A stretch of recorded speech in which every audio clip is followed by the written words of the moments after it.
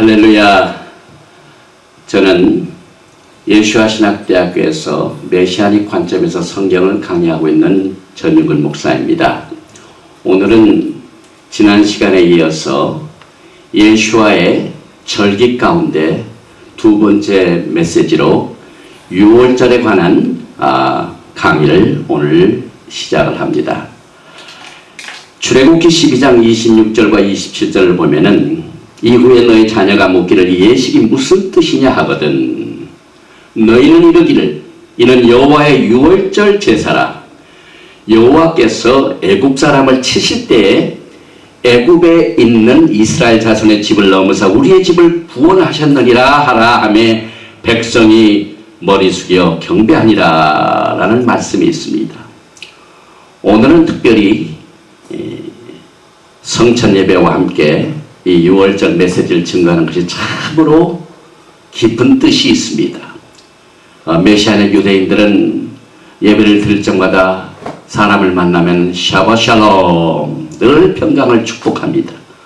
오늘 이 6월절 메시지를 통하여 이 강의를 듣는 모든 여러분들에게 메시아 예수와의 평강이 있기를 바랍니다. 하나님께서는 이 6월절, 영어로는 Passover, 그 다음에 히브리 말로는 베이삭이라고 하죠. 이 절기를 하나의 영원한 규례로 대대로 지켜지는 영원한 축제로 선포를 하셨습니다. 역사적으로 볼 때 이 6월절은 이스라엘 백성들이 애굽의 종살이로부터 해방된 사건을 기념하여 지켜지는 위대한 축제인 것입니다. 이것을 우리가 영적으로 몇 가지를 살펴보면은 애굽, 미스라임이라고 하죠. 이것은 이 세상과 세상의 시스템을 상징합니다. 이사야서 31장 1절 말씀에 보니까 도움을 구하러 애굽으로 내려가는 자들은 화 있을진저. 이 말은 우리가 이 땅에 살면서 예수와 메시아를 나의 구세주를 믿고 사는 사람들이 이 세상을 의지하게 되면은 주님은 화 있을진저 이렇게 말씀하십니다. 또 계속해서 이 말씀 그들은 말을 의뢰하며 병거의 많음과 마병의 심히 강함을 의지하고 이스라엘의 거룩하신 자를 앙무치 아니하며 여호와를 구하지 아니하거니와. 이 애굽에 상징하는 영적 메시지는 지금 마지막 때에 살고 있는 우리들에게 굉장히 중요합니다. 왜냐하면 이 크리스천덤, 이 기독교계도 뭐든지 마병이 많고 사람의 수가 적고 병거가 많은 것을 의지하는 것이 아주 우연처럼 되어 있습니다. 그런데 이 6월절 행사를 통하여 하나님께서는 애굽을 의지한 자는 화 있을진지요 나를 의지하라고 말씀하고 있습니다. 또 계속해서 이사야서 31장 3절 말씀에 보면 애굽은 사람이요 하나님이 아닙니다. 그러니까 애굽을 의지하면, 세상을 의지하면 사람을 의지하는 결과가 된다. 이것을 말씀하고 있습니다. 또 계속해서 신이 아니며 그 말들은 육체여 영이 아니라 여호와께서 그 손을 드시면 돕는 자도 넘어지며 도움을 받는 자도 엎드러져 다 함께 멸망하느니라. 이것이 세상을 의지하는 영적인 의미가 있습니다. 또 애굽의 가장 높은 우두머리 바로 왕은 바로 하사탄, 사탄의 모형입니다. 그래서 우리가 이 땅에 살면서 세상의 시스템대로 살고 또 그것을 의지하면은 종살이하는 것이 되어서 그 자체가 죄가 된다. 이렇게 말하고 있습니다. 예수께서 대답하시되 진실로 진실로 너희에게 이르노니 죄를 범하는 자마다 죄의 종이라. 이 세상을 의지하고 세상 것들을 따라가면은 죄의 종이 되어 산다는 것을 이 6월절 메시지를 통하여 강하게 전하고 있습니다. 이스라엘 백성들은 양의 피를 자기 집에 문 인방과 문설주에 발라가지고 그것 때문에 애굽의 종살이를 마쳤습니다. 해방되었습니다. 영적으로 볼 때 이것은 메시아 예수 그리스도의 모습입니다. 그를 믿는 자들이 그들의 삶 가운데 어떻게 죄와 사탄으로부터 구속함을 받게 되는지를 이 6월절 구속의 행사를 통하여 깨닫게 되는 것입니다.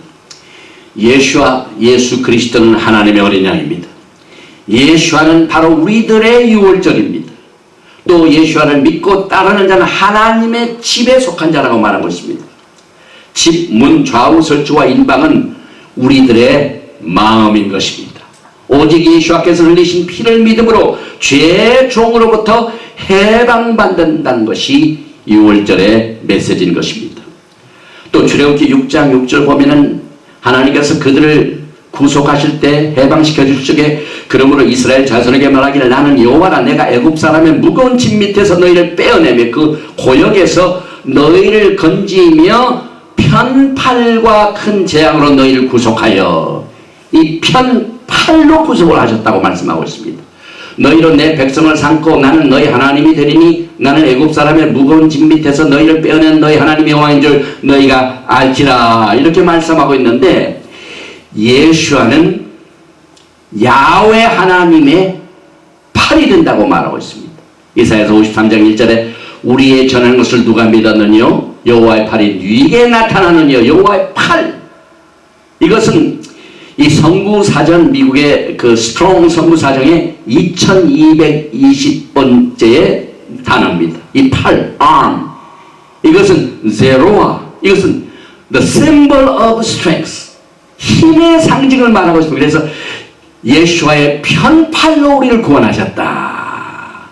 하나님의 강한 힘으로 이스라엘 백성들을 구속하신 것을 이렇게 말씀하고 있고 특별히 이 유대인들은 유월절 행사를 가장 큰 행사로 삼고 있는데 우리 예수님께서 요한복음 보면은 서너 번 유월절 행사를 지킨 것을 우리가 볼 수가 있습니다. 그런데 이 유월절 행사의 만찬을 패스오버 세다라고 합니다. 이 세다라는 것은 세다 오더라는 것인데 유월절 첫날 밤 축제 음식의 정강이 뼈를 히브리 말로 제로아라고 합니다. 여기 음식 중에 정강이 뼈가 있습니다. 이것을 히브리 말로 제로아.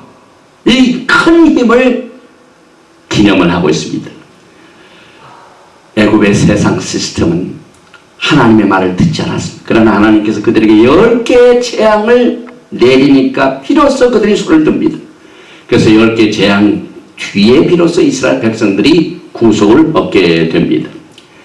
오늘 이 유월절 메시지는 평생 우리가 기념해야 되고 평생 우리가 기억해야 할 아주 중요한 메시지입니다. 우리가 성경을 공부하면서 유월절 메시지를 잘 이해하면은 우리의 영적 생활에 대지진이 일어납니다. 왜냐하면 이 유월절은 얼마나 우리의 영적 생활에 중요한 메시지를 주고 있는지 모릅니다. 그래서 제일 먼저 유월절 자체를 한번 보겠습니다. 너희는 이스라엘 회중에게 고하여 이르라. 이달 열흘에 너희 매인의 어린 양을 취할지니 각 가족대로 그 식구를 위하여 어린 양을 취하되 그 어린 양에 대하여 식구가 너무 적으면 그 집의 이웃과 함께 인수를 따라서 하나를 취하며 각 사람의 식량을 따라서 너희 어린 양을 계산할 것이며 너희 어린 양은 흠없고 1년 된 수컷을 하되 양이나 염소 중에서 취하고 이달 14일까지 간직하였다가 해질 때에 이스라엘 회중이 그 양을 잡고 출애굽기 12장 3절부터 6절 말씀입니다. 이것을 이제 요약을 해보면은 한 가정의 가장은 자기 식구들을 파악을 해가지고 그 식구에 맞게끔 양을 잡되 새해 첫 달 10일에 1년 될 양을 14일까지 취하고 잡습니다. 이 유월절은 하나님께서 종교력으로 처음 시작을 하도록 하셨기 때문에 종교력으로 유월절 행사는 1월 14일에 시작이 됩니다. 그래서 출애굽기 12장 6절에 이달 14일까지 간자가했다가 해질 때 이스라엘 회중이 그 양을 잡고 이 그림을 보면은 지금 양을 잡고 난 뒤에 하루, 이틀, 사흘, 나흘을 기다렸다가 그 양을 14일날 잡습니다. 그리고 양을 잡고 난 뒤에 양쪽 문설주와 임방에 그 양의 피를 바르라. 이것이 6월절의 행사입니다. 그래서 14일 저녁에 정확하게 말하면 오후 3시에 양을 잡습니다. 또 양의 피를 양 먹은 집, 그러니까 그 가장에 양을 잡고 난 뒤에 양을 먹은 그 집의 문 앞에 문설주와 문임방에 피를 바릅니다. 그리고 그 밤에 그 고기를 불에 구워서 무교병과 쓴나물과 아울러 먹되 난로나 물에 삶아서나 먹지 말고 그 머리와 정강이와 내장을 다 불에 구워 먹습니다. 유대인들은 유월절 행사를 하는데 얼마나 행사가 많은지 15가지의 예식을 취합니다. 그래서 이 음식 먹고 촛불에 불을 끄고 또 기도하고 또 잔을 들고 축복을 하고 또 잔을 들고 또 그 전에는 샅샅이 온 집안을 청소를 합니다.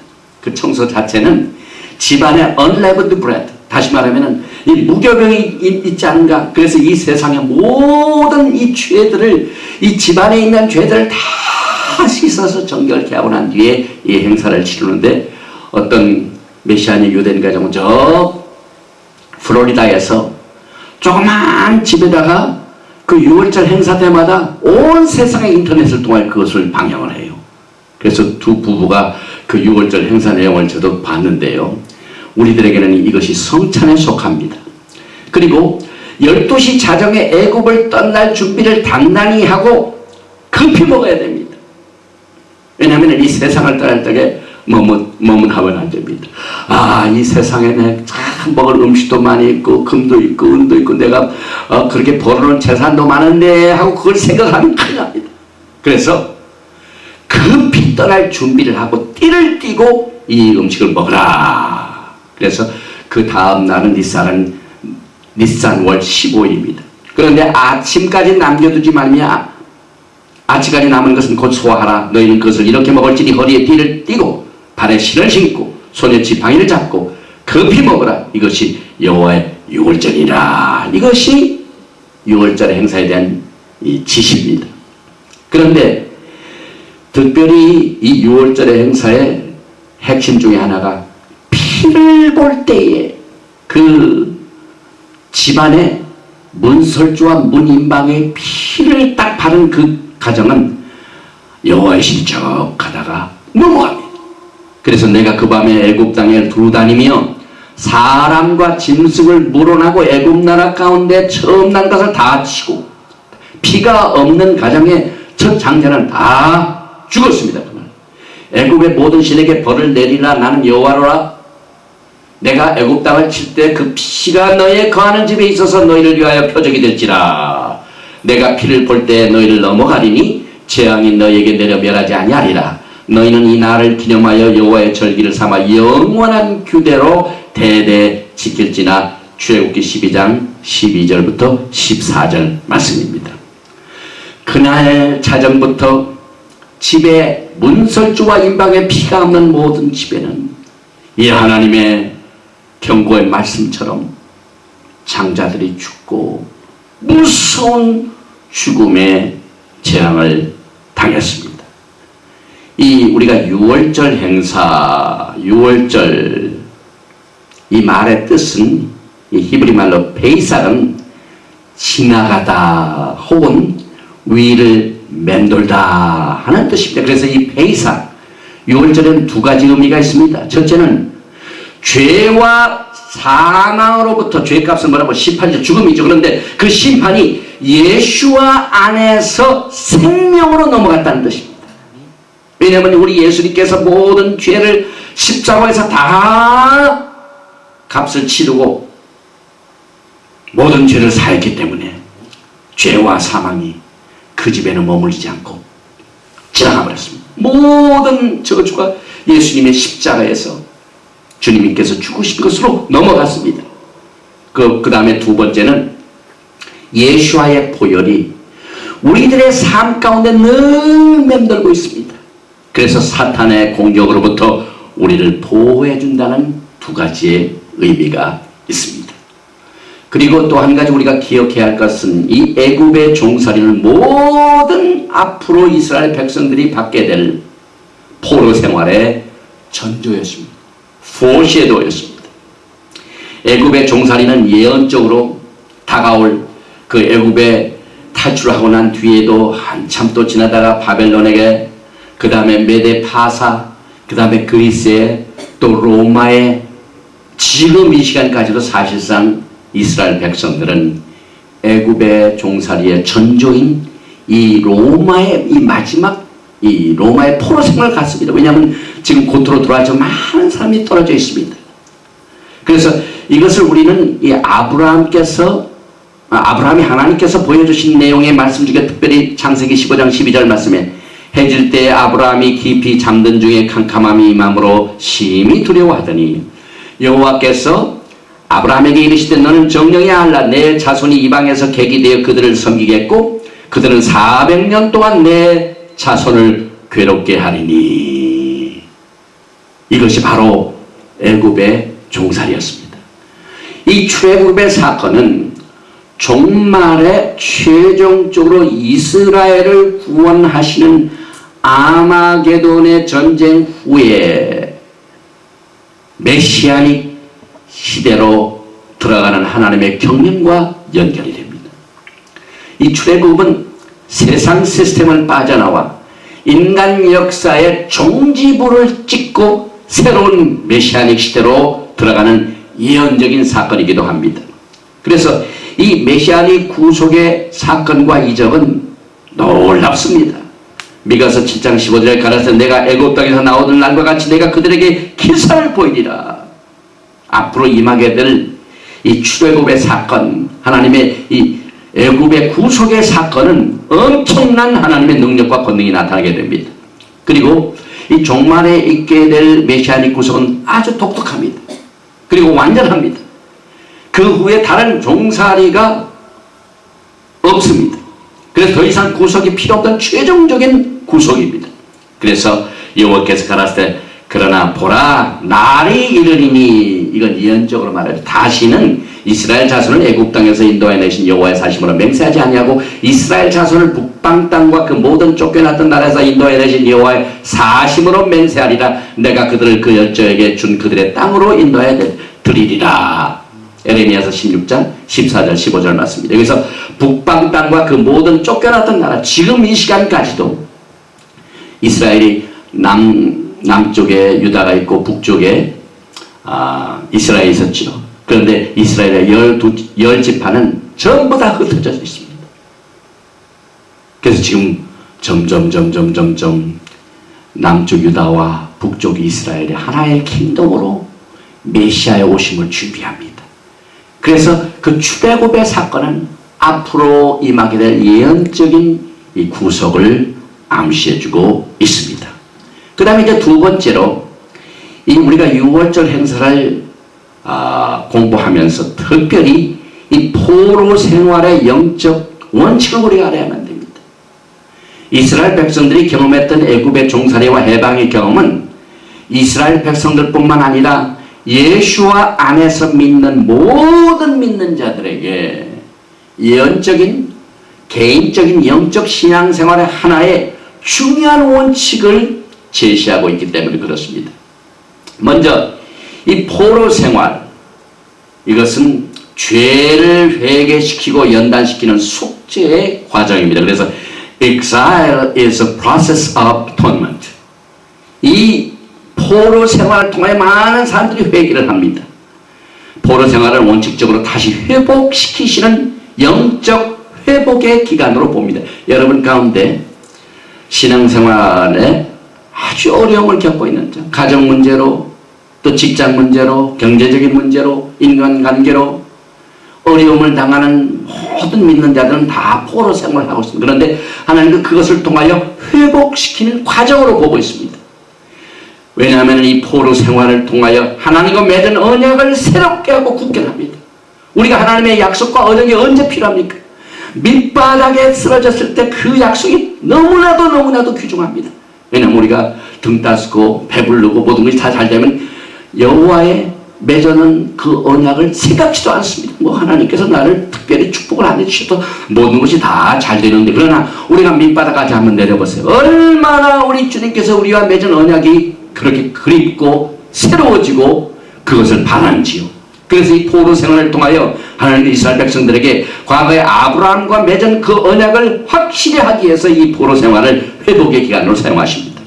또 하나님께서는 이 포로 생활 기간 중에는 얼굴이 보이지는 않습니다. 우리가 어려움을 당할 적에 주여 어디 계십니까? 내가 이렇게 어려움을 당하고 있는데 어디서 지금 숨고 계십니까? 그것이 원칙입니다. 이 포로 생활 기간 중에는 하나님의 얼굴이 가리워졌습니다. 그래서 세상의 눈에는 하나님이 존재하지도 않고 또 살아계신 것 같지도 않기 때문에 하나님의 임재에 대해서 세상 사람들과 또 포로 생활 당하는 사람도 그것을 인정하지 못하는 때입니다. 그런데 대개 보면은 이 포로 생활 중에 악한 자들이 더 잘 됩니다. 악한 자들이 더 성공을 합니다. 또 정말 잘 믿고 선하게 살고 주님을 따르고 이렇게 신뢰하는 사람은 모두 그게 잘 안 되는 것 같아요. 이것이 포로 생활의 특징인 것입니다. 그러나 앞으로 이 포로 생활이 끝나고 난 뒤에 메시아닉 시대가 되면 모든 것이 다 뒤집어집니다. 그동안 임시로 살고 있던 기간 동안 포로 생활 기간 동안 나타나는 모든 것이 다 뒤집어지는 역사가 나타납니다. 또 포로 생활은 광야 시대입니다. 포로 생활은 특별히 열국정에 흩어져 가지고 광야 시대로서 사면의 적들이 둘러싸여 가지고 공격당하는 고통스러운 시대가 바로 이 포로 생활이에요. 에스겔서 20장 35절에 너희를 인도하여 열국 광야에 이르러 거기서 너희를 대면하여 국문하되. 또 포로 생활의 특징은 영적으로 조는 기간입니다.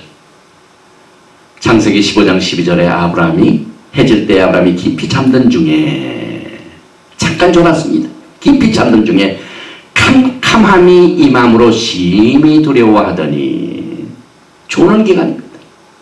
영적으로 존다는 것은요, 소경의 때를 말합니다. 너희는 놀라고 놀라라. 너희는 소경이 되고 소경이 되라. 그들의 취함이 포도주의 인함이 아니며 그들의 비틀거림이 독주로 인함이 아니라 대저 여호와께서 깊이 잠들게 하는 신을 너에게 부어주사 너희의 눈을 감기셨음이니 눈은 선지자요 너희의 머리를 덮으셨음이니 머리는 선견자라. 이사야서 29장 9절과 10절 말씀. 이 포로 기간 동안은 정말 초는 기간입니다. 그런데 깊이 잠들었다는 것은 하나님의 말씀에 대해서 감각이 없고 눈이 감긴 때를 말합니다. 이사야서 29장 12절과 12절 말씀이 그러므로 모든 묵시가 너에게는 마치 봉안책의 말이라 그것을 유식한 자에게 주며 이르기를 그대에게 청하는 일을 읽으라 하면 대답하기를 봉화했으니 못하겠노라 할 것이요. 이 마지막 때 우리 모두가 다 거의 소경된 부분이 특별히 있는데 요한계시록입니다. 요한계시록은 다 봉안책입니다. 그런데 우리 주님께서 성령이 교회들에게 하실 말씀을 들을지어다 하고 7번이나 성령이 교회들에게 하실 말씀을 들을지어다 아무리 외치고 말씀해도 소경이기 때문에 보지 못합니다. 그래서 또 무식한 자에게 주며 이르기를 그대에게 청하는 일을 읽으라 하면 대답하기를 나는 무식하다 할 것이니라. 이것이 포로 생활의 특징입니다. 그러나 한 가지 포로 생활 기간 중에도 슈카이나 그러니 하나님의 영광은 항상 있습니다. 이스라엘 백성들이 포로 생활 광야 생활할 적에 구름 기둥과 불 기둥의 인도함은 분명히 했습니다. 마태복음 28장 20절에 내가 너에게 분부한 모든 것을 가르쳐 지키게 하라 볼지어다 내가 세상 끝날까지 너희와 항상 함께 있으라 하시니라.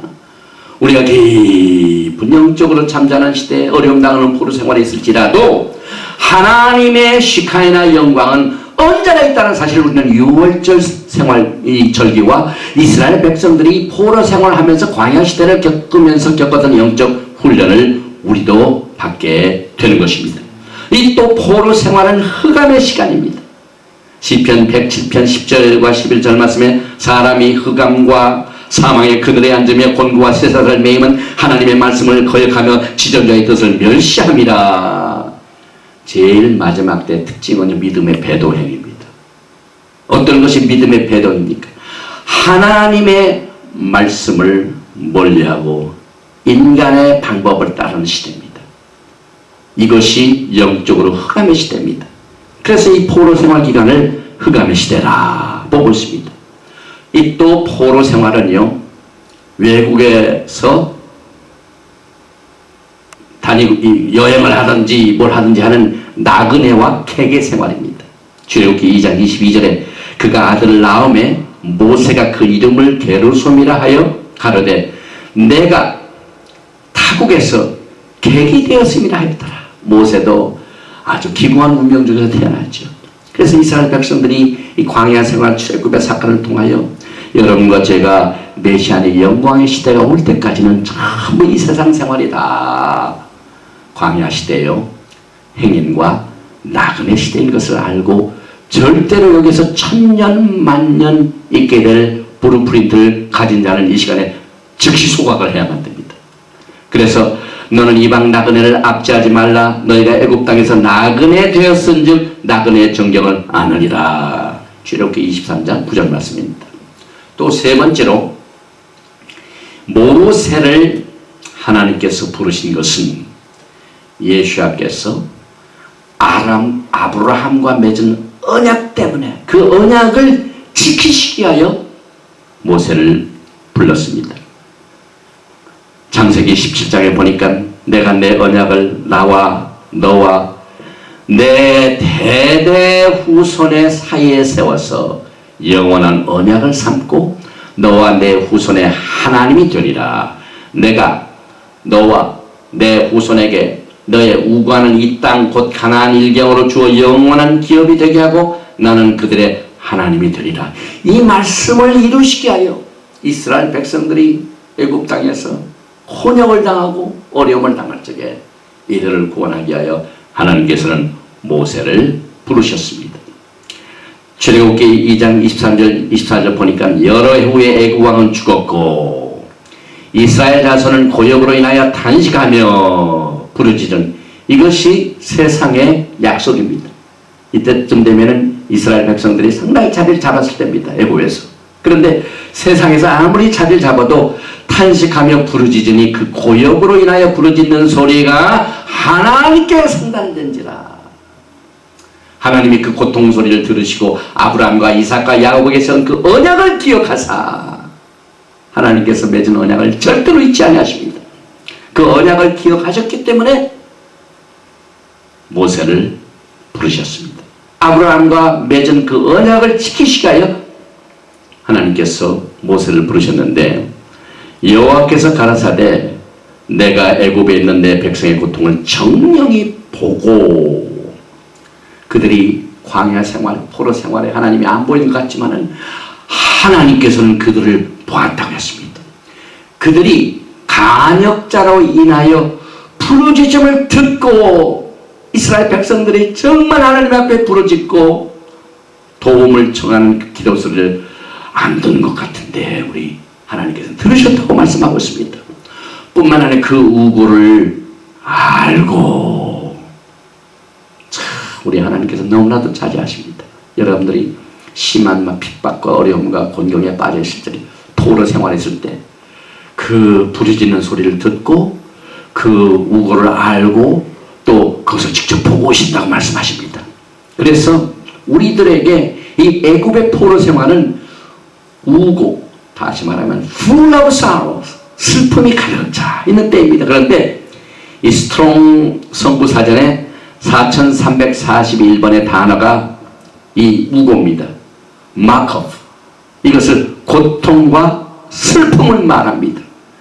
그래서 내가 내려와서 그들을 애굽인의 손에서 건져내고 그들을 그 땅에서 인도하여 아름답고 광대한 땅 적과 꿀이 흐르는 땅 곧 가나안 족속, 헷 족속, 아모리 족속, 브리스 족속, 히비 족속, 여부스 족속의 지방에 이르려 하노라. 하나님께서는 계속해서 아브라함과 맺은 언약을 다시 확인하십니다. 그래서 이 포로 생활은요 하나님께서 오래전에 우리들에게 약속하신 것 내가 막 예수를 믿었을 때 내가 막 부르심을 받은 주의 종들은 정말 하나님께서 큰 계시를 주가셔가지고 역사를 하시고 기적을 베푸시고 언약을 맺으셨는데 참 지나고 나면 그것이 다 사라진 것 같아요.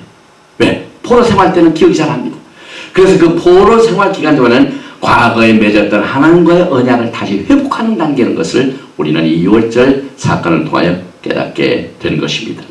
나 여호와가 말하는 내 상처는 고칠 수 없고 내 창상은 중하도다. 어째 내 상처를 인하여 부르짖느냐? 내 고통이 낫지 못하리라. 내 죄악의 큼과 죄의 수담을 인하여 내가 내게 이 일을 체하느니라. 여기서 말하는 이 고통은 출애굽기 3장 7절에 나오는 우고 즉 마카오프하고 똑같은 말입니다. 그래서 이 출애굽의 사건은요 그때 사건뿐만 아니라 앞으로 마지막 때 있게 될 하나님의 대구속의 사건과 연결되어 있고 개인 각자 한 사람 한 사람 여러분의 영적 생활 같습니다. 애굽은 세상이요 세상을 따르는 것은 죄요. 세상에 머무는 것은 하나님을 의지 않고 세상을 의지하는 거요. 이 세상은 병고와 수가 많고 힘이 많고 재력을 의지하는 이것들을 의지하는 자는 화가 있을진저 하는 말씀이 늘 우리들에게 매일매일 영적 생활에 적용이 되는 아주 중요한 말씀입니다. 그래서 나 여호와가 말하는 그들이 쫓겨난 자라 하며 찾는 자가 없는 시온이라 한즉 내가 너를 치료하여 내 상처를 낫게 하리라. 하나님의 약속이 다시 회복이 됩니다. 특별히 우리가 기억할 것은 이스라엘 백성들이 포로 생활하면서 얼마나 간구를 많이 받았는지 모릅니다. 그런데 우리 예수와 메시아 하나님께서는 그들만 간구를 치는 줄 알았더니 우리 주님께서도 간구를 너무 잘한다고 말씀하십니다. 여호와께서 가라사대 내가 애굽에 있는 내 백성의 고통을 정령히 보고 그들이 내 간역전에 부르짖음을 듣고 그 우고를 알고 왜 예수님께서 그의 우고를 잘 안다고 말씀하셨습니까? 이것은 우리 주님이 친히 여러분의 죄를 다 짊어지시고 우고에 동참하셨기 때문인 것입니다. 그래서 우리 믿는 성도들이 예수 안에서 믿는 성도들이 이 세상에서 고통과 우고를 당하면 똑같은 시간에 우리 주님께서도 그거에 동참한다는 사실을 생각할 때 우리에게 힘이 되고 위로가 되는 것입니다. 그가 찔림은 우리의 허물을 인하며 그가 상함은 우리의 죄악이라. 그가 징계를 받음으로 우리가 평강을 누리고 저가 채찍에 맞음으로 우리가 나음을 입었도다. 그래서 모든 환난에 우리 예수와 하나님께서는 늘 우리가 동참하신다는 사실을 기억을 해야만 됩니다. 여호와께서 말씀하실 때 그들은 실로 나의 백성이요 거짓을 행치 아니하는 자녀라 하시고 그들의 구원자가 되사. 이사야서 63장 8절 말씀입니다. 그들의 모든 환난에 동참하사 자기 앞에 사자로 그들을 구원하시며 그 사랑과 그 긍휼로 그들을 구속하시고 옛적 모든 날에 그들을 드시며 안으셨으나 우리 주님께서는 그의 백성이 또 우리들이 고통당할 때 그 고통에 동참하신다고 우고를 잘 아신다고 우리에게 약속해 주셨습니다. 그래서 모든 개인은 이 6월절 역사적인 사건을 통해서 이 출애굽의 경험을 내 개인 신앙생활에 언제나 기대를 하고 그것을 인정을 해야만 됩니다. 메시아니 유대인이 아닌 정통파 유대인 이 슈니어슨이라는 사람이 몇 년 전에 돌아가셨어요. 뉴욕에 계시는 분인데 저도 이분의 책을 몇 번 읽어봤는데 이분이 지금 미국에 살고 있는 많은 유대인들의 정신적인 지도자 중에 한 사람입니다. 그런데 그 사람은 이 유월절 행사를 얼마나 강조하는지 모릅니다. 그래서 모든 개인의 영적 구속의 체험으로 매일매일 이 세상의 종살이를 떠나 해방되고 세상의 시스템을 출애굽하는 유월절을 기대하고 인정하고 매일매일 살아야 된다. 이것을 이분이 주장을 했습니다. 또 이 예수 안에서의 모든 믿는 자들은 이스라엘 백성들뿐만 아니라 애굽에서 우리 모두가 다 구속된 것을 믿어야만 합니다. 형제들아 너희가 알지 못하기를 내가 원치 아니하노니 우리의 조상들이 다 구름 아래 있고 바다 가운데로 지나며 모세에게 속하여 다 구름과 바다에서 세례를 받고 다 같은 신령한 식물을 먹으며 다 같은 신령한 음료를 마셨으니 이는 저희를 따는 신령한 반석으로부터 마셨으며 그 반석은 곧 그리스도라. 다시 말하면 예수와 안에서 예수를 믿는 모든 사람들은 이 출애굽의 구속을 체험한 것이나 마찬가지입니다. 그 다음에 이제 네 번째로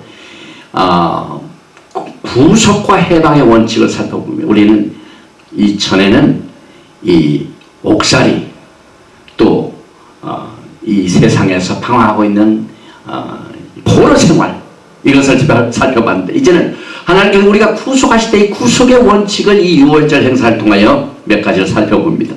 이 구속은 회개를 통하여 이루어집니다. 이 회개를 테슈바라고 합니다. 그래서 redemption is through the teshuvah. Repentance in Judaism known as teshuvah.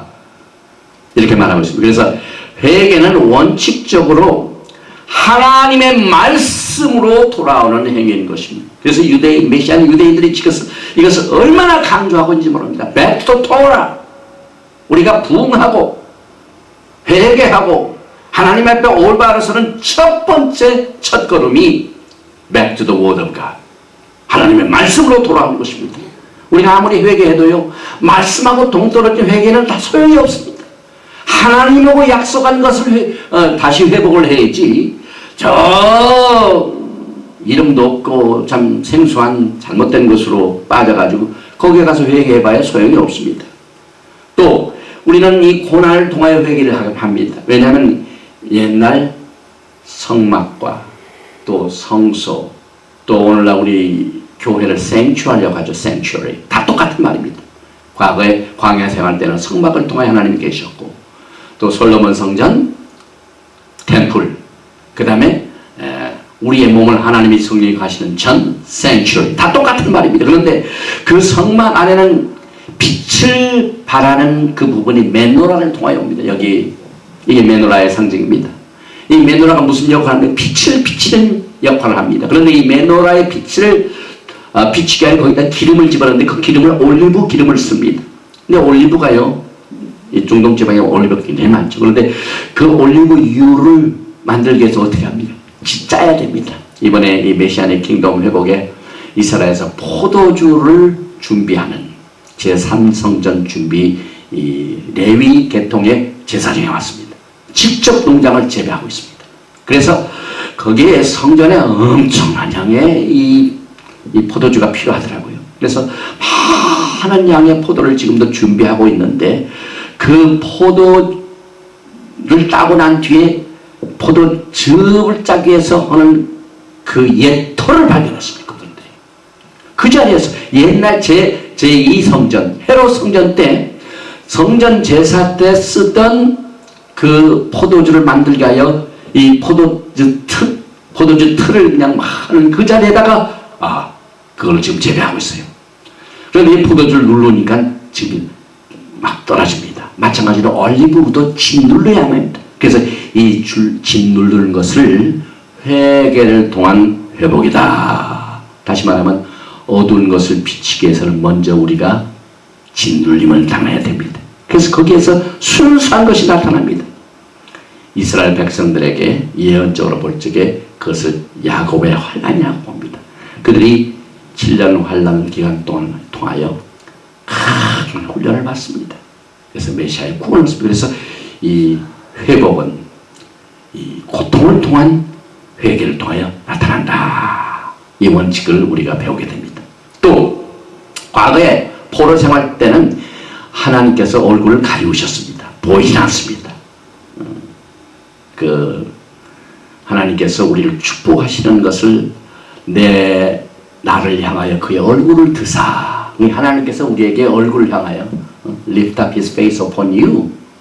얼굴을 향하여 드사는 것이 축복입니다. 그러나 그의 얼굴을 turn away 하면 그건 저주입니다. 그런데 과거에 이 포로 생활 때 얼굴이 보이지 않던 그 야훼 하나님의 얼굴이 이 구속의 기간 동안은 얼굴이 보이기 시작합니다. 그래서 포로 생활 때는 얼굴이 숨었지만은 구속의 때는 그의 얼굴이 어떻게 나오면 능력과 권능으로 나타납니다. 그래서 그 구속을 체험하는 사람은 그의 능력을 바라보게 됩니다. 과거 이스라엘 백성들이 홍해수에 와가지고 어떻게 봤습니까? 그의 능력을 보게 됩니다. 어떻게 합니까? 물이 갈라집니다. 또 물을 건너게 됩니다. 또 따라왔던 바로의 모든 군대들이 그냥 물에 빠집니다. 그 능력을 보게 됩니다. 그래서 민수기 6장에 유명한 아론의 축복이 여호와는 내게 복을 주시고 너를 지키기를 원하며 여호와는 그 얼굴로 내게 비치사 은혜 베푸시기를 원하며 얼굴로 내게 비치사 The Lord lift up his face upon you and be gracious to you. 여호와는 그 얼굴 내게로 향하여 lift up his countenance upon you and give you peace. 평강 주시기를 원하노라. 이것이 축복의 메시지입니다. 축도입니다. 이 구속의 기간은 하나님께서 우리를 향하여 얼굴을 드시는 기간입니다. 과거의 얼굴이 보이지 않던 때에 이 구속을 우리가 보게 됩니다. 우리가 들림받아 올라가게 되면 누구를 만납니까? 그렇게 평생 보지도 않았던 분, 만나지도 않았던 분, 어떻게 생길지도 모르는 그러니까 일생을 다 거기다 걸고 했다가 영광의 날에 어떻게 보면 그 얼굴 보니 얼마나 놀랍니까? 그래서 많은 사람들이 놀랄 겁니다. 주님 얼굴 보고. 그 주님의 얼굴 보는 날 무슨 날입니까? 구속이 완성된 날입니다. 그래서 이 6월절 행사 때 이 구속을 통하여 하나님의 능력과 권능이 나타나는 것을 통하여 주님께서 그의 얼굴을 나타내셨다 하는 원칙을 배우게 됩니다. 또 구속은 여인의 해상의 진통과 같습니다. 그래서 포로 생활 때는 임신 때나 마찬가지죠. 그러나 구속의 기간은 엥 하고 어린아이가 나오듯이 그 여인의 해상 고통의 때와 같다. 이렇게 이 메시아는 유대인들은 해석을 하고 있습니다. 또 에레미야서 30장에 보면은 여호와께서 이스라엘과 유다에 대하여 하신 말씀이 이러하니라. 여호와께서 이같이 말씀하시되 우리가 떨리는 소리를 들으니 두려우며 평안함이 아니로다. 너희는 자식을 해산하는 남자가 있는가 물어보라. 남자마다 해산하는 여인같이 손으로 각기 허리를 짚고 그 얼굴빛이 창백하여 보이면 어찌미니요. 슬프다 그날이여 비할 데 없이 크니 이는 야곱의 환난의 때가 되미로다마는 그가 이에서 구하여낸 힘을 얻으리로다. 구속의 사건을 이렇게 표시합니다.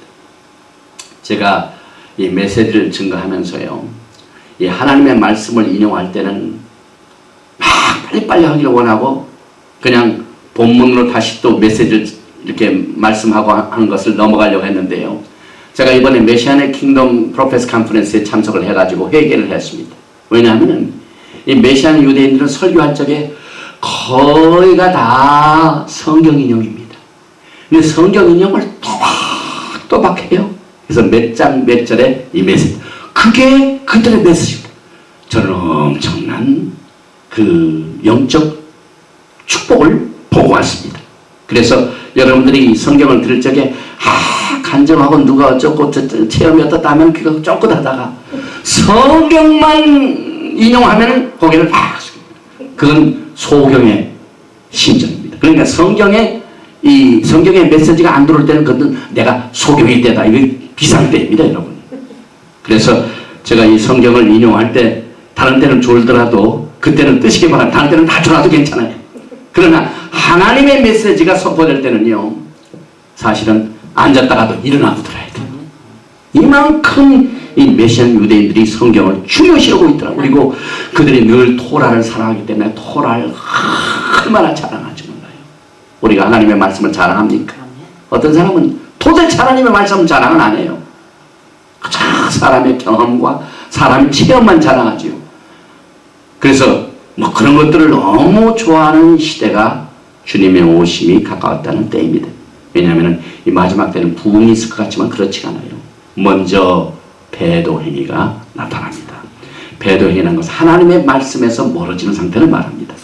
그래서 그때 당시에 개국 이래로 없던 환난을 통하여 이스라엘 백성들이 구속을 받게 됩니다. 그런데 또 한 가지, 이 구속은요, 이것이 꿈인지 생생인지 못 알아볼 정도로 꿈꾸는 것 같다고 말하고 있습니다. 여러분과 저도 마찬가지예요.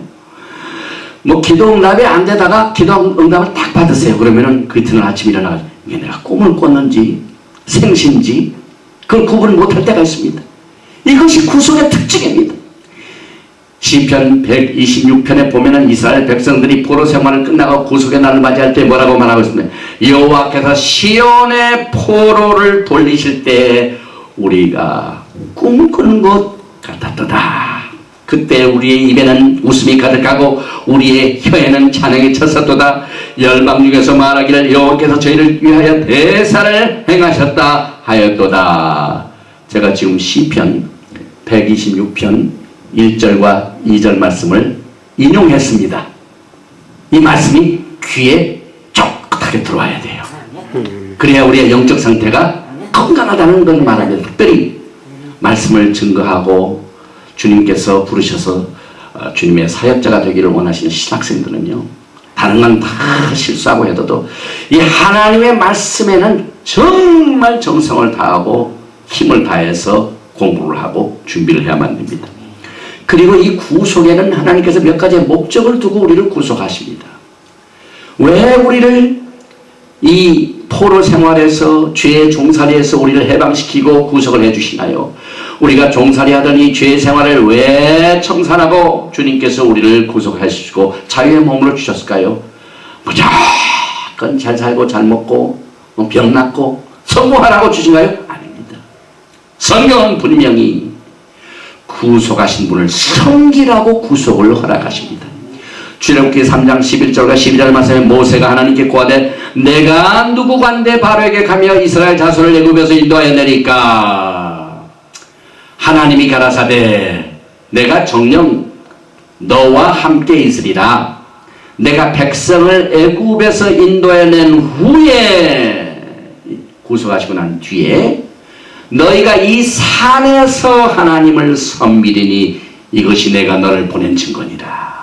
하나님께서 모세에게 그렇게 말씀하십니다. 구속하러 가기 전에 모세가 물어봤습니다. 그랬더니 주님께서 예수와께서 야훼 하나님께서 대답하십니다. 구속을 받고 난 뒤에는 너희가 이 산에서 하나님을 섬기라. 이게 무슨 말입니까?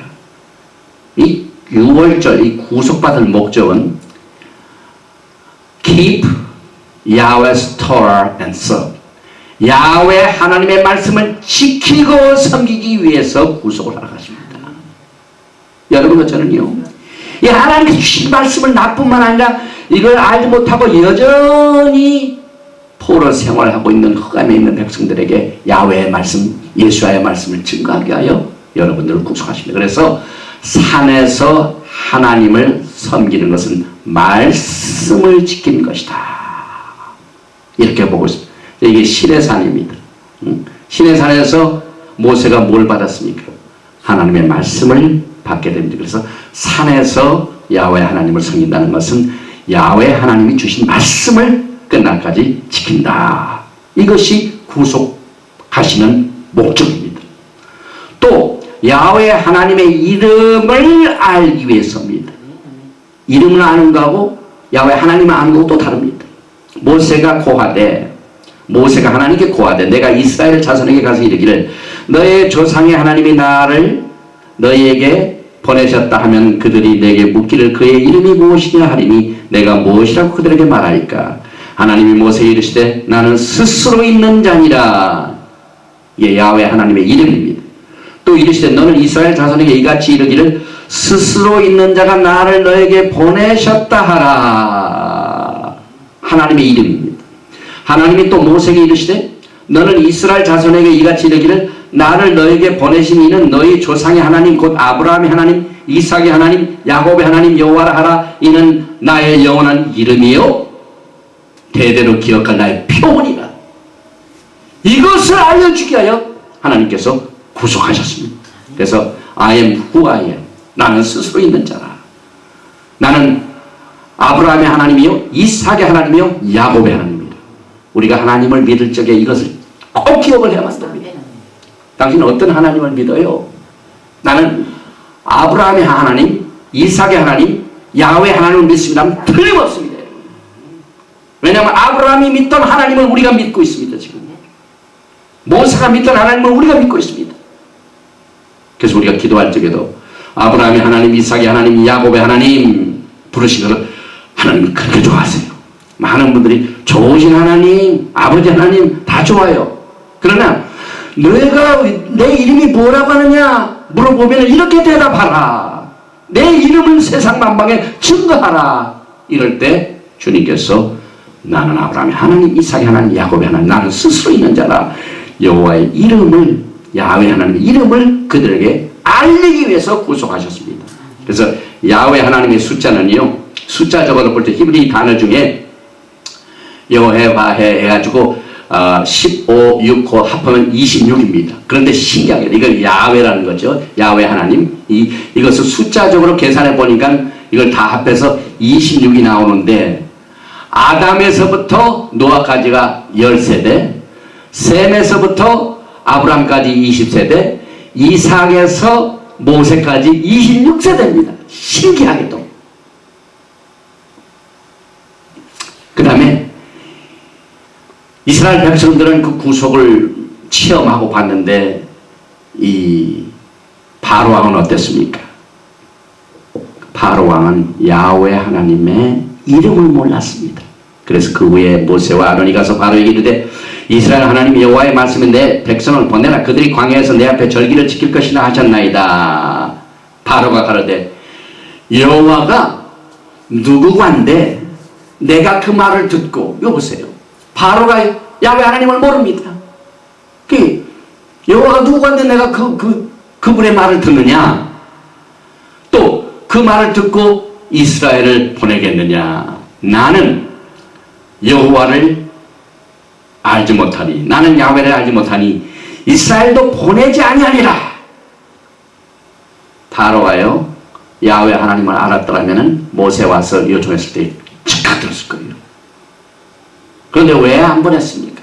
10번의 재앙을 받고 나서야 야훼를 합니다. 그래서 어떤 사람은 한번 딱 그 권면의 말씀 들어서 그대로 꼬꾸라지고 회개하는 사람이 있는 반면에 말은 안 듣습니다. 수십 번 얘기도 안 듣다가 그냥 꽝창 하고 아주 그냥 포로 생활을 들어가면은 죄야 하고 그때부터 그것도 또 적은 것을 받으면 안 듣다가 그냥 또 당하고 10번쯤 당해야 야훼 하나님을 아는 분들이 있어요. 이 바로가 그랬습니다. 세상이 그렇다 이 말입니다. 이 세상신이 그렇다 이 말입니다. 그래서 지금 세상은 아직도 예수를 알지 못하는 것이 현재의 영적인 현실인 것입니다. 그래서 우리가 산에서 하나님의 말씀 받은 것을 증거할 뿐만 아니라 야훼 하나님의 이름을 널리 알릴 뿐만 아니라 내가 내 손을 애굽 위에 펴서 이스라엘 자손을 그 땅에서 인도해낼 때 애굽 사람이 나를 여호와인 줄 알리라 하시며 야훼 하나님을 알리기 위해서 하나님께서는 우리를 구속하십니다. 그래서 출애굽기 7장 17절에 여호와가 이같이 이르노니 내가 이로 인하여 나를 여호와인 줄을 알리라 하셨느니라. 볼지어다 내가 내 자손의 지팡이로 하수를 치면 그것이 피로 변하고 하나님의 놀라운 역사가 나타나게 되는 것입니다. 또 내가 바로의 마음을 강팍케 한즉 바로가 그들의 뒤를 따르리니 내가 그와 그 온 군대를 인하여 영광을 얻어 애굽 사람으로 나를 여호와인 줄 알게 하리라 하시면 무리가 그대로 행하니라. 내가 바로와 그 병거와 마병으로 인하여 영광을 얻을 때에야 애굽 사람들이 나를 여호와인 줄 알리라 하시더니, 그러니까 하나님께서 기적을 베푸신 것은 예수 그리스도를 알지 못하는 자, 예수를 알지 못하는 자들을 알게 하기 위해서, 꼬꾸라지기 위해서 믿는 사람들의 노예 생활을 해방시켜주는 목적이 바로 그렇습니다. 우리 예수와 예수님께서 잡히시기 전에 얼마나 그 동산에서 기도를 하셨습니까? 기도하실 적에 요한복음 17장의 내용입니다. 아버지께서 내 안에 내가 아버지 안에 있는 것 같이 저희도 다 하나가 되어 우리 안에 있게 하사 세상으로 아버지께서 나를 보내신 것을 믿게 하옵소서. 곧 내가 저희 안에 아버지께서 내 안에 계셔 저희로 온전함을 이루어 하나가 되게 하려 함은 아버지께서 나를 보내신 것과 또 나를 사랑하신 같이 저희도 사랑하신 것을 세상으로 알게 하려 함이로소이다. 똑같은 야훼 하나님 예수와 주님께서 말씀합니다. 그래서 Redemption is knowing Yahweh. 모든 나라가 야훼 하나님을 알고 이스라엘이 야훼 하나님을 믿고 알고 지금 예수와를 믿는 모든 사람들이 예수님을 알고 예수와 하나님을 믿고 섬기는 것이 우리를 구속하신 목적을 알게 됩니다. 또 출애굽기 4장 22절과 23절에 보면은 너는 바로에게 이르기를 여호와의 말씀에 이스라엘은 내 아들 내 장자라. 내가 내게 이르기를 내 아들을 놓아서 나를 섬기게 하라 하여도 내가 놓기를 거절하니 내가 내 아들 내 장자를 죽이리라 하셨다 하라 하시니라. 이스라엘은 장자입니다. 그래서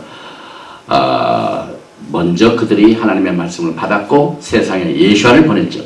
그래서 Israel is the firstborn son of Yahweh. 그래서 이스라엘이 구속받은 것은 야훼의 장자를 섬기기 위함이라.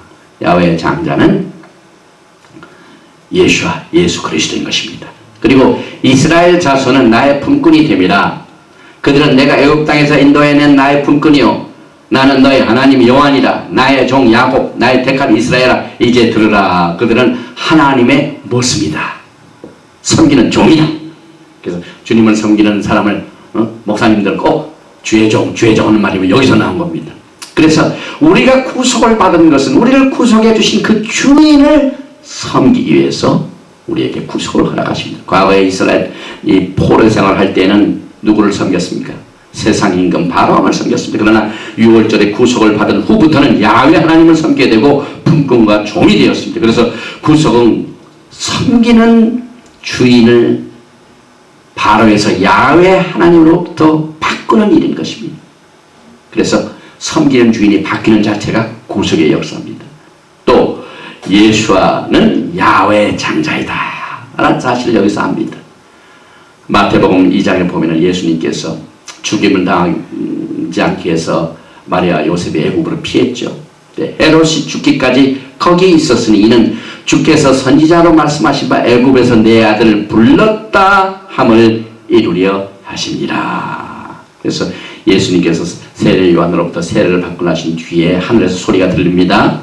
예수께서 세례를 받으시고 곧 물에서 올라오실 때 하늘이 열리고 하나님의 성령이 비둘같이 내려 자기 위에 임하심을 보시더니 하늘로서 소리가 있어 말씀하시되 이는 내 사랑하는 아들이요 내 기뻐하는 자라 하시니라. 마태복음 3장 16절과 17절 말씀입니다. 그리고 구속은요 세상과 하나님의 백성을 구별하는 사건입니다. 출애굽 사건에는 이스라엘 백성들과 애굽의 사람들을 구별하는 사건입니다. 출애굽기 8장 22절과 23절에 그날에 내가 내 백성이 거하는 고센 땅을 구별하여 그곳에 파릴 데가 없게 하리니 이로 말미암아 나는 세상 중에 여호와인 줄 내가 알게 될 것이다. 내가 내 백성과 내 백성 사이에 구별을 두리니 내일 이 표징이 있으라 하셨다 하라 하시고 구별이 있습니다. 또 여호와가 이스라엘 생축과 애굽의 생축을 구별하리니 왜냐하면 이스라엘 생축은 하나님 그 손을 안 대셨습니다. 그러나 세상의 애굽의 생축은 손을 대셨습니다.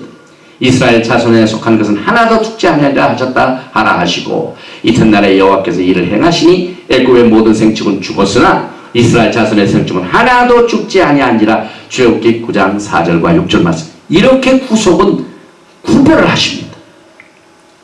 만군의 여호와가 이르노라 내가 나의 정한 날에 그들로 나의 특별한 소유를 삼을 것이요 또 사람이 자기를 섬기는 아들을 아낌같이 내가 그들을 아끼리니 그때 너희가 돌아와서 의인과 악인이며 하나님을 섬기는 자와 섬기지 아니하는 자를 분별하리라. 말라기서 3장 17절과 18절만.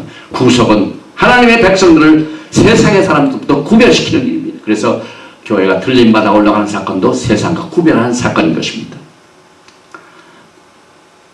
요한복음 6장 4절에 마침 유대인의 명절인 6월절에 가까운지라 이렇게 하시고 난 뒤에 예수님께서 6월절 행사를 지키실 적에 내가 하늘로서 내려온 것은 내 뜻을 행하려 함이 아니요 나를 보내신 이의 뜻을 행하려 함이니라. 우리 예수와 주님께서도 자기 뜻을 행하러 오셨다고 하시지 않았습니다. 나를 보내신 이의 뜻을 행하려 왔다 이렇게 말씀하셨습니다. 나를 보내신 이의 뜻은 내게 주신 자 중에 내가 하나도 잃어버리지 아니하고 마지막 날에 다시 살리는 것이냐. 그래서 예수와는 이스라엘에 보내심을 받은 구속자인 것을 압니다. 그래서 이 명령을 준행하고 6월절 행사를 지킨 자들은 살고 지키지 않으면 심판을 받습니다. 출애굽기 5장 1절 이하에 그 후에 모세와 아론이 가서 바로에게 이르되 이스라엘 하나님 여호와의 말씀에 내 백성을 보내라. 그들이 광야에서 내 앞에서 절기를 지킬 것이니라 하셨나이다. 바로가 가로되 여호와가 누구한테 내가 그 말을 듣고 이스라엘을 보내겠느냐. 나는 여호와를 알지 못하니 이스라엘도 보내지 아니하리라. 그들이 가로되 히브리인의 하나님이 우리에게 나타나셨은즉 우리가 사흘길쯤 광야에서 우리 하나님 여호와께 희생을 드리려 하오니 가기를 허락하소서. 여호와께서 온역이나 칼로 우리를 치실까 두려워하나이다. 이렇게 했는데 믿은 사람은 살고 듣지 않았던 이 바로는 죽게 됩니다. 그래서 절기를 지키는 자는 살고 절기를 지키지 않는 사람은 절기에 밥이 되어버립니다. 너는 바로에게 이르기를 여호와의 말씀에 이스라엘은 내 아들 내 장자라. 내가 내게 이르기를 내 아들을 놓아서 나를 섬기게 하라 하여도 내가 놓기를 거절하니 이는 내가 내 아들 내 장자를 죽이라 하셨다 하라 하시니라. 그래서 애굽의 모든 장자들은 사실상 유월절 행사의 먹이가 되었습니다. 또 피를 볼 때 너희를 넘어가리라 하는 말씀이 그대로 성취되었습니다. 출애굽기 15장 1절에 그 현장의 사건이 이때 모세와 이스라엘 자손이 이 노래로 여호와께 노래하니 일렀을 때 내가 여호와를 찬송하리니 그는 높고 영화로우시며 말과 그 탄자를 바다에 던지셨으며 구속의 사건은 위대한 하나님의 능력이 나타납니다. 그렇게 세상을 믿었던 병거 많은 숫자 어떻게 됩니까? 그가 바로의 병거와 그 군대를 바다에 던지시니 그 택한 장관이 홍해에 잠겼고 이 세상을 의지하고 또 살았던 모든 것들이 심판을 받습니다. 물거품까지 세상 것은 사라집니다. 그러나 하나님을 믿는 자는 영원히 살게 되는 것입니다. 그래서 이 유월절을 우리가 적용을 해봅니다. 예수님께서는 세상사를 지구하는 하나님의 어린 양인 것을 우리가 배웁니다. 이튿날 요한이 예수께서 자기에게 나오심을 보고 가로되 보라 세상죄를 지고 가는 하나님의 어린 양이로다. 요한복음 1장 29절 말씀. 또 예수와는 우리들의 유월절 양입니다. 너희는 누룩 없는 자인데 새 덩어리가 되게 하여 묵은 누룩을 내어버리라. 우리의 유월절 양 곧 그리스도께서 희생이 되셨느니라. 오늘 이 성찬의 유월절 행사를 통하여 예수님의 흘리신 보혈과 찢기우신 살을 먹고 마시는 이것이 바로 우리들의 유월절 양 예수 그리스도인 것입니다. 또 양의 피를 문설주에 바릅니다. 그 피로 양을 먹을 집 문 좌우설주와 임방에 바르고 내가 애굽 땅을 칠 때 그 피가 너희는 거하는 집에 있어서 너희를 위하여 표적이 될지라. 내가 피를 볼 때 너희를 넘어가리니 재앙이 너희에게 내려 멸하지 않냐. 지금 이 시간에도 이 문설주의 피를 받는 것은 우리의 마음의 할례를 받습니다. 우리의 마음을 찢고 예수와 메시아를 받아들일 적에 그 피로 죄 사함을 받고 모든 재앙으로부터 건짐을 받게 되는 것입니다. 신명기 10장 12절에 이스라엘아 내 하나님 여호와께서 내게 요구하신 것이 무엇이냐 곧 내 하나님 여호와를 경외하여 그 모든 도를 행하고 그를 사랑하며 마음을 다하고 성품을 다하여 내 하나님 여호와를 섬기고 그러므로 너희는 마음의 할례를 행하고 다시는 목을 굳게 하지 말라. 목이 뻣뻣한 자는 마음의 할례를 받지 않았습니다. 문설주 임방에 피를 바르지 않았습니다. 그러나 이것을 바른 자들은 겸손한 마음으로 주님을 받아들여 구속을 받게 되는 것입니다. 그래서 빌립보서 3장 3절에 For we are the circumcision which worship God in the Spirit and rejoice in Christ Jesus and have no confidence in the flesh. 우리가 주님을 섬길 적에 이것을 꼭 기억을 해야만 됩니다. 하나님의 성령으로 봉사하며 그리스도 예수로 자랑하고 육체를 신뢰하지 아니하는 우리가 곧 할례당이라. 마음에 할례를 받은 자가 진짜 할례당입니다. 그래서 예수의 피가 예수의 피가 우리들을 죄로부터 구속을 해준다는 사실을 우리는 이 유월절 절기를 통하여 깨닫게 됩니다. 찬송하리로다. 하나님 우리 주 예수 그리스도의 아버지께서 그리스도 안에서 하늘에 속한 모든 신령한 복으로 우리에게 복 주시되 우리가 그리스도 안에서 그의 은혜의 풍성함을 따라 그의 피로 말미암아 구속 곧 죄사함을 받았으니 너희가 알거니와 너희 조상의 유전한 망령된 행실에서 구속된 것은 은이나 금같이 없어질 것으로 한 것이 아니요 오직 흠없고 정없는 어린 양 같은 그리스도의 보배로운 피로 한 것이니라.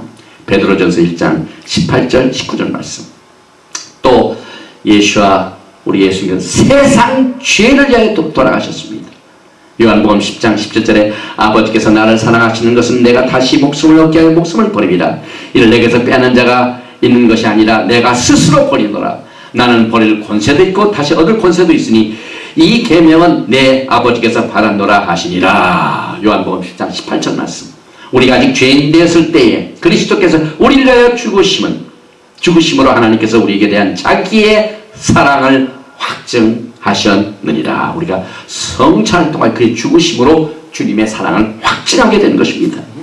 그리고 이제 여섯 번째로 애굽의 구속의 주요 원칙을 정리해 봅니다. 유월절은 역사적입니다.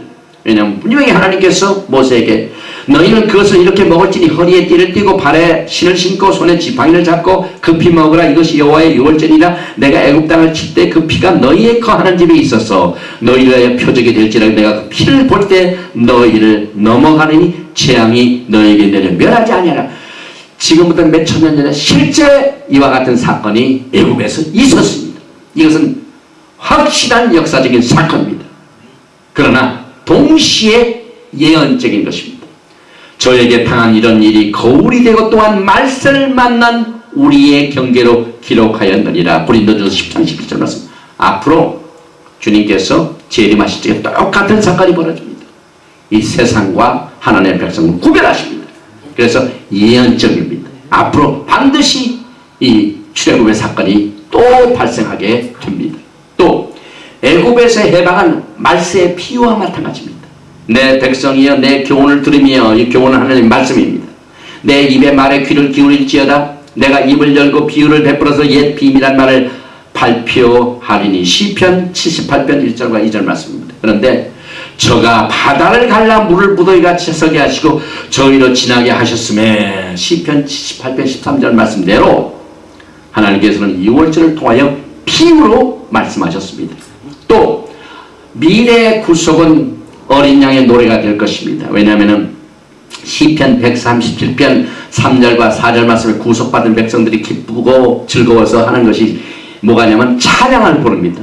이는 우리를 사로잡은 자가 거기서 우리에게 노래를 청하며 우리를 황폐케 한 자가 기쁨을 청하고 자기들을 위하여 시온 노래 중 하나를 노래하라 하미로다. 우리가 이방에 있어서 어찌 여호와의 노래를 부를꼬. 하나님의 종 모세의 노래 어린 양의 노래를 불러 가로되 주 하나님 곧 전능하신 이시여 하시는 일이 크고 기이하시도다. 만국의 왕이시여 주의 길이 의롭고 참되시도다. 요한계시록 15장 3절에 구속받은 백성들이 이 출애굽한 사건을 옛날에도 불렀는데 구속받고 난 뒤에 말세 최종적인 구속을 받고 여전히 모세의 노래, 어린 양의 노래를 부르게 된 것입니다. 또 이 월절은 주의 죽으심을 기억하는 것입니다. 이르시되 내가 고난을 받기 전에 너희와 함께 이 월절 먹기를 원하고 원하였노라. 우리 예수님께서 이 땅에 계시는 동안 유월절 행사를 아주 귀중히 여기시고 떠나기 전에 유월절 만찬을 같이 먹기를 원하였다 하시고 최후의 만찬을 하십니다. 또 떡을 가져 살아하시고 떼어 저에게 주십니다. 가라사대 이것은 너희를 위하여 주는 내 몸이라. 너희가 이를 향하여 나를 기념하라 하시고 저녁 먹은 후에 잔도 이와 같이 하여 가라사대 이 잔은 내 피로 세우는 새 언약이니 곧 너희를 위하여 붓는 것이라. 이 유월절은 주님의 죽으심을 기념하는 것입니다. 또 유월절 만찬은 유월절의 사건을 설명하는 데 있습니다. 우리 교회의 모든 행사는 유월절 행사가 성찬입니다. 그러나 메시아 유대인은 실제 15 steps, 15가지의 스텝을 밟아서 유월절 만찬을 나눕니다. 그런데 이 유월절 만찬 자체가 가장인 전 가족들을 모아놓고 하는데 그 유월절의 사건을 옛날에 모세시대 사람들만 체험한 것이 아니라 가족들도 이것을 체험해야 된다는 사실을 가르쳐주기 위하여 그 사건 자체를 설명하기 위하여 이 유월절 만찬을 갖게 되는 것입니다. 그래서 유월절은 자유의 명절입니다. 예수 안을 따르는 자는 하나님의 집이 됩니다. 그리스도의 그의 집 맡은 아들로 충성하였으니 우리가 소망의 담대함과 자랑까지 견고히 잡으면 그의 집이라. 히브리서 3장 6절 말씀. 또 예수의 피는 우리 죄에서 우리를 완전히 해방시켜 준 피. 또 충성된 증인으로 죽은 자들 가운데서 먼저 나시고 땅의 임금들이 머리가 되신 예수 그리스도를 말미암아 은혜와 평강이 너희에게 있기를 원하노라. 우리를 사랑하사 그의 피로 우리 죄에서 우리를 해방하시고. 예수님의 피가 우리를 해방합니다. 또 애굽의 구속은 우리들에게 메시아 예수아를 가르쳐줍니다. 예수님이 어떤 분인가를 우리는 이 유월절을 통하여 애굽의 구속을 통해 배웁니다. 또 애굽의 구속은 우리들에게 주님과 우리 사이의 개인적인 관계를 가르쳐주게 되는 것입니다. 또 이스라엘의 조상들에게 있었던 똑같은 일이 그의 후손들에게도 똑같이 일어나게 될 것임을 이 사건을 통하여 알려주고 있습니다. 그래서 Passover, Pesach is the festival of freedom. 유월절은 우리들의 죄로부터 자유를 누리는 자유의 명절이다. Feast of our freedom. 메시안 유대인들이 이것을 얼마나 외치는지 모릅니다. 그래서 이것을 우리가 실제로 적용하면은 예수님께서 초림하셔서 십자가에 못 박혀 물과 피를 쏟으시고 몸을 찢기시고 그 피를 흘리신 그것 때문에 그의 죽으심은 초림이고 이것은 오실 때까지 전하는 것이나 너희가 이 떡을 먹으며 이 잔을 마실 때마다 주의 죽으심을 오실 때. 이건 뭘 의미합니까?